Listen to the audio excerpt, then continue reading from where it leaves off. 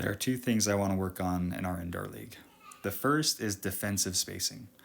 So oftentimes, if we have a good goal side stance, so let's say we're the blue six and this red seven has the ball, and we're squared up, they're squared up, they don't have our back turned to us. What often happened in our fall season is the boy would get too close. They'd try and kick the ball away. They were trying to go for the steal. I don't want to go for the steal because what usually happened is the player had enough moxie, right, to make maybe a move to make you inside, and then he'd come out, and then he'd be wide open. And now we're chasing. So again, the emphasis is not stealing, we're spacing. So I think ideally a boy should have about 2 arm lengths spacing when they're defending another player.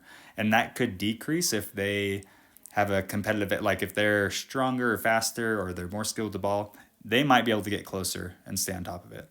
And if it's vice versa, if the 7 is a better player and is able to make moves faster and we're struggling to keep up, it's better to get a little bit more distance.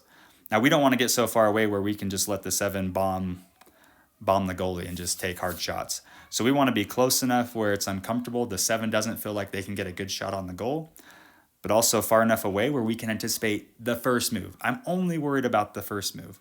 So what happens if the 7's right-footed and they take a jab inside, even if our 6 commits up and tries to go a little closer, if we've given enough space and the 7 cuts it back outside, instead of chasing, the 6 is able to recover and again get back to that goal side.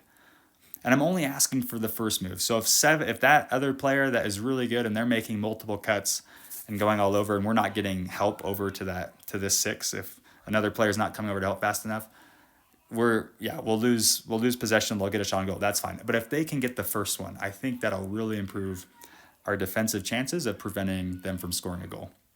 And just kind of live action demo it. So 6 is close. Let's say they're equal in skill. 7 makes a jab, 6 steps, and then he cuts it back. 6 now recovers. Again, we're in the same area. Maybe 7 tries to drive it, and we're sticking with them because we're not chasing. We're running with them. We're chasing. We're both chasing after the ball. Maybe 7 gets a shot off. It goes off the side of the goal. It goes out of bounds. Or because the angle is so bad, the goalie should have an easier time to stop that ball from entering the goal. And again, that's our ball. So that's a win. So that's the first thing, spacing on defense. The second thing is on the offensive side of the ball. And I'm only going to keep 1-7. I'm going to pull more people out here, the whole team. And in our indoor league, we'll play with 6 players on the field. So we'll play a 2-3. So there's a rule I call the 3-step rule, which means anytime the ball is passed, and really anytime it's dribbled, every player on our team should be moving to create a new angle with where the ball is. And let me explain what that means. If we're building out and the 6 has the ball, and this red 7 comes to defend, the 6 passes to the 5. As soon as the 6 passes, what normally happens is the defense kind of gets pulled in by that ball. They chase the ball.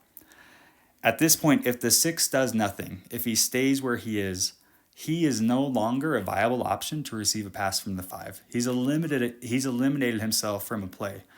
So the 6 has to do 3 steps and probably add a sprint since he's close to the ball to find a new angle so that the 5 can deliver a pass. And that's the beginnings of a give and go. But again, the whole team has to move. So if we come back here, let's just run through example. And we're only going to do 1 red just to make it simple. If the 6 encounters the 7 and passes to the 5, let's think about where all the other players would move. So 6 needs to move up, right?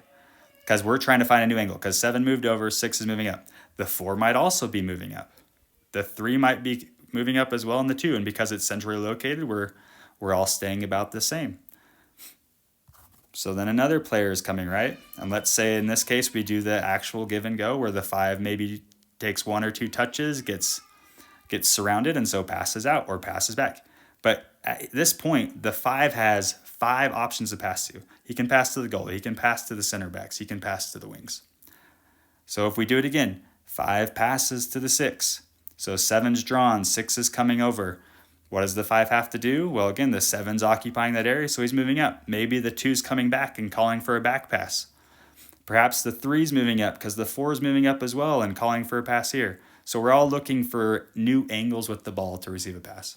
We can't become a good passing team unless all the players on the team have really good movement when they don't have the ball. And that doesn't mean we're going to get passes. We're a young team, right? We have 7-year-olds, 8-year-olds, right? And I think one just turned 7. And we've had a few birthdays, so happy birthday to everyone I missed. But the idea being is we can't learn how to pass if you're not moving without the ball. So two things again. One is spacing on defense. Let's give the opposing players a little bit more space when we're guarding them. That'll help us recover and not dive in and try and steal the ball and get beat bad.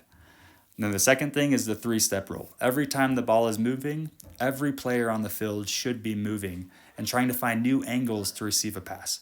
And then communicating. Those are things we'll work on. So if you're an active parent and you want your son to succeed really well and you want to cheer and encourage, those are the things I really like you to try and focus. Hey, watch your spacing. Hey, keep moving with the ball, 3-step rule. And again, that 3-step rule, we're not sprinting all the time. For example, when the ball's on the far side, the 3 might be walking. Maybe the 4 is jogging. Maybe the 5's running, the 2's running, the 6 is sprinting, right? It really depends on your relation to the ball. So I'm not asking the boys to sprint for the whole game in there. I'm asking them to make 3 steps at a walk, a jog, a run, or a sprint. And based on where they're at and where they can receive the ball, that might determine how fast they go. All right, thanks.